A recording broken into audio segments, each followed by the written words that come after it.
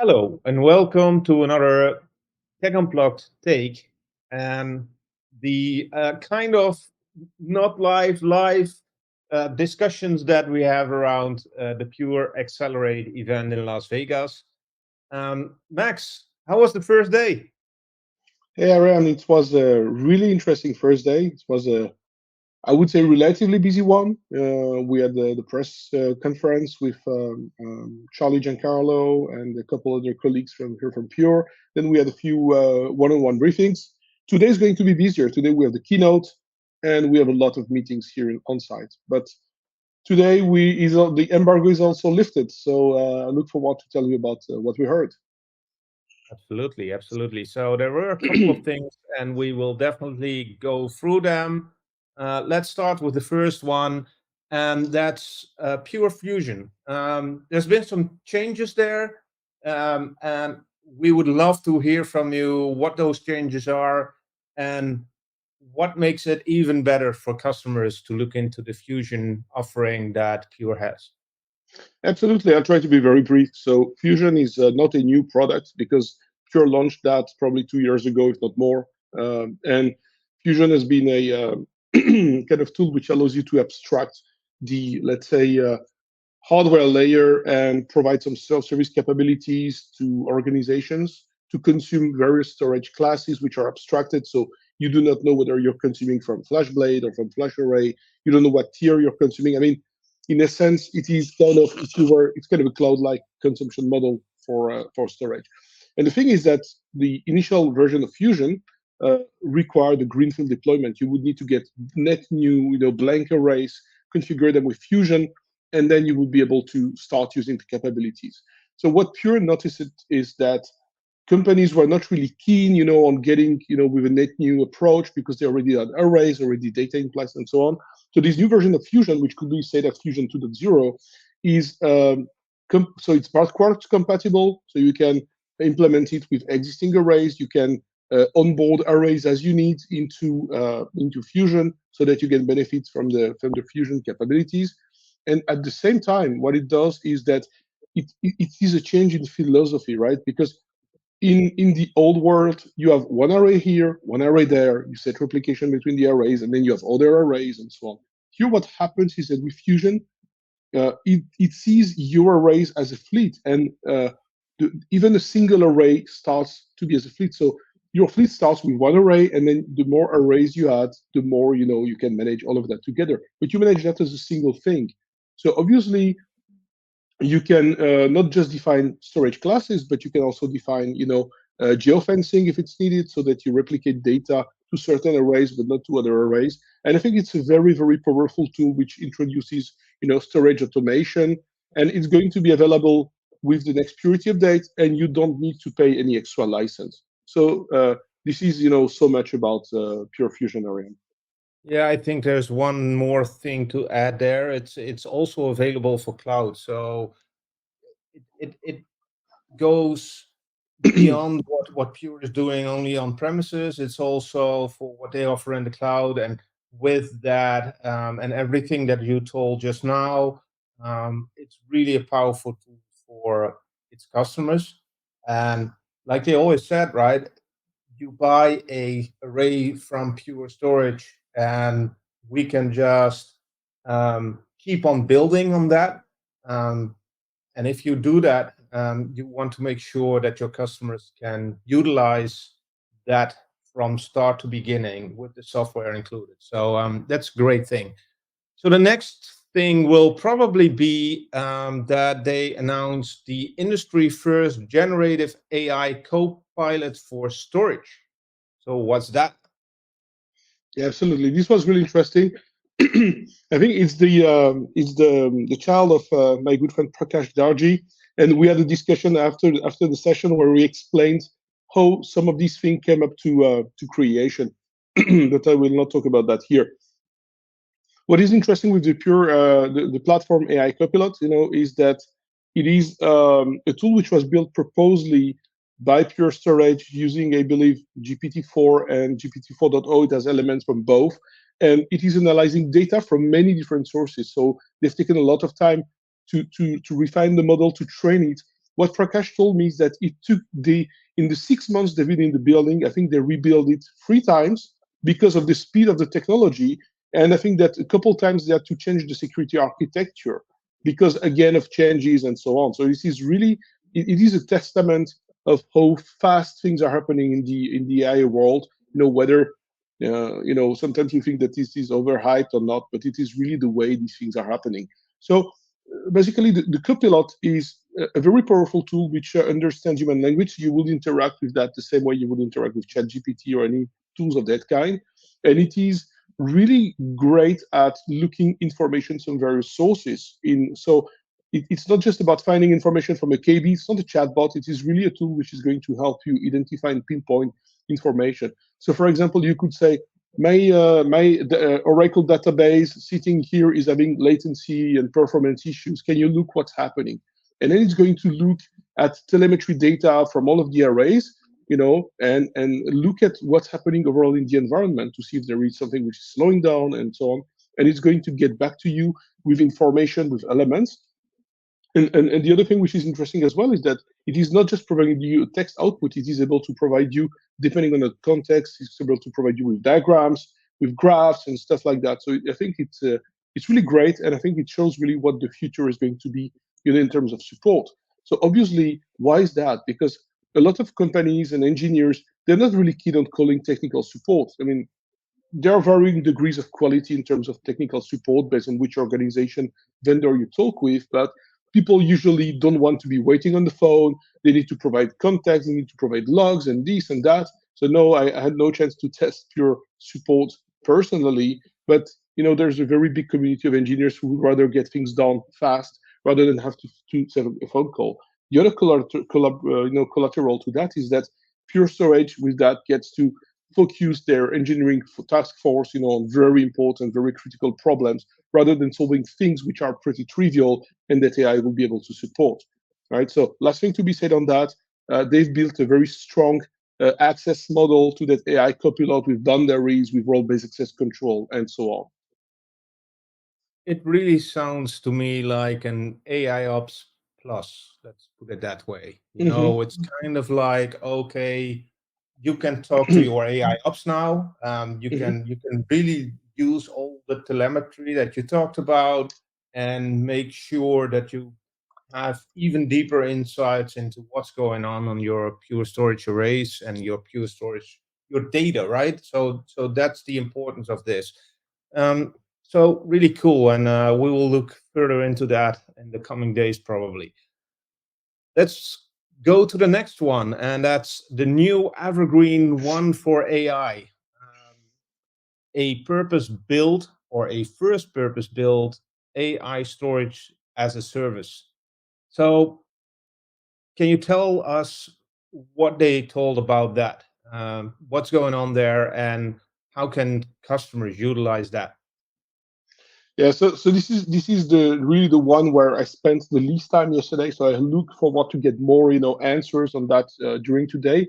But what they're doing here, if I was to explain, Evergreen, we need to start with Evergreen One, which is their solution where you get storage as a service, basically, right? And in storage as a service, normally you get to pay, you pay a certain amount of money for capacity, for a certain level of performance, and so on. And I think what's going to happen here is that they are going to provide you performance guarantees, which allow you to provide better connectivity to GPUs and so on. So the thing I still need to check about that one is whether they are going to be running some GPUs and allow you access to those GPUs or not. It wasn't really clear. And as I said, I didn't have a chance to talk more about that one. But in general, if I look at the data points that they have here, it's they're kind of aiming at just checking what they have here, that you get a certain cost for the bandwidth in terms of gigabytes per second. Yeah. And let's say that you pay the amount of money to Pure Storage, and if you're not consuming it, it's on them, right? So they're not going to kind of backcharge you or anything. And it sounds like a very, very exciting thing. So really, I look forward to hear more about this today, and I look forward to my various meetings here, interviews on site, to provide more insights. And I think maybe a post will come out of that to very much clarify what's going on. While we're at Yeah. that, we had also some interesting discussions, but I think we're coming to that in terms of new capabilities in Evergreen One. Yeah, absolutely. So, like you said, it's really exciting to know and to see what will happen there, Hmm. because it's getting more and more important, especially I guess on the EMEA side of things, Hmm. where laws are getting in order, especially on the AI side, where people are looking, okay, am I going to do everything in the cloud, or am I going to utilize some of the things AI based on premises, um, and if you do so, how will you do that, and what is the best way to get your data incorporated Hmm. to make sure that your LLMs are fed the correct information and everything. So it's really a, a good way to see that vendors like Pure Storage are also looking into that and making sure that there's more coming for customers to yeah to Hmm. utilize. Um, like you said, there's more going on that part as well, and one of those things is the secure application workspaces with fine-grained access controls. Yeah, um, absolutely. Kubernetes is a big thing, right? So what's going on there?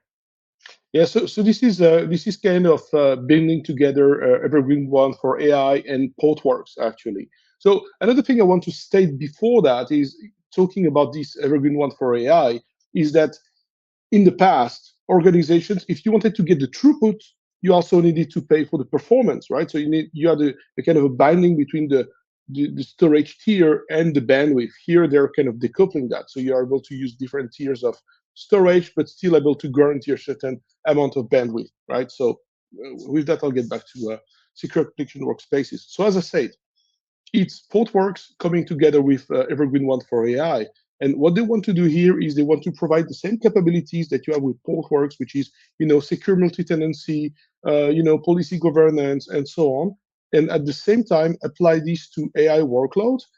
You will allow probably have similar services as Portworx data services, where you can consume, database as a service and stuff like that.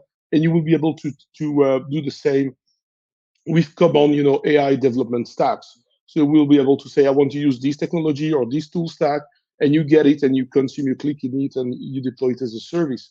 And that allows you, to really ensure that every team has their own granular control.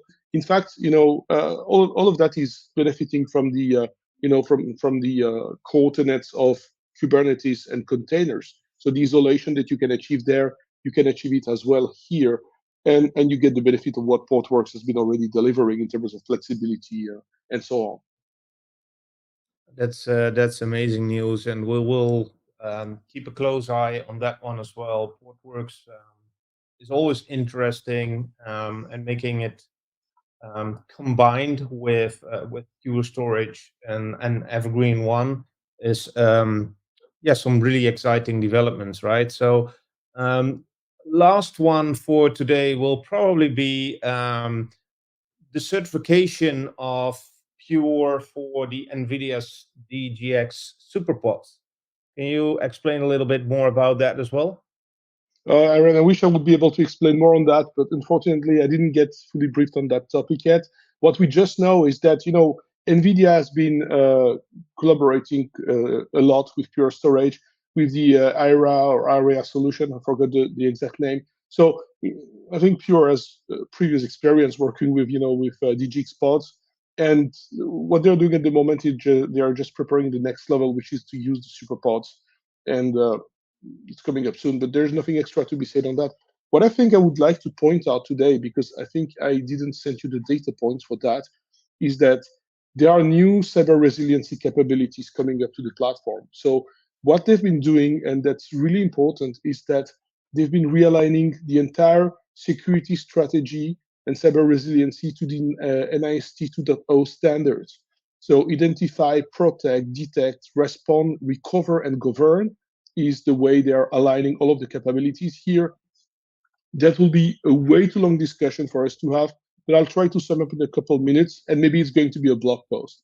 So basically, some of the things that they've been doing here, which are really important, is that they're looking at all of the things that you need to do and to secure when you deploy a storage array, like enable multi-factor authentication, configure secure accesses, airbag.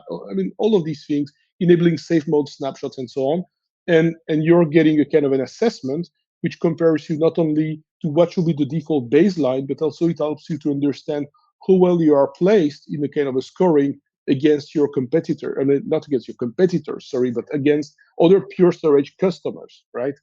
The things which are interesting as well is that they've also enhanced the anomaly detection, which is it's a thing that we covered every year, if you remember, when we were working on it together.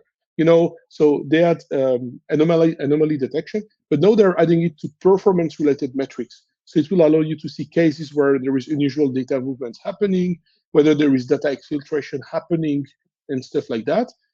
It may have various levels of granularity about the action you need to take, whether it's going to alert you, if it's going to proactively stop, and so on. This is kind of still being discussed, I believe.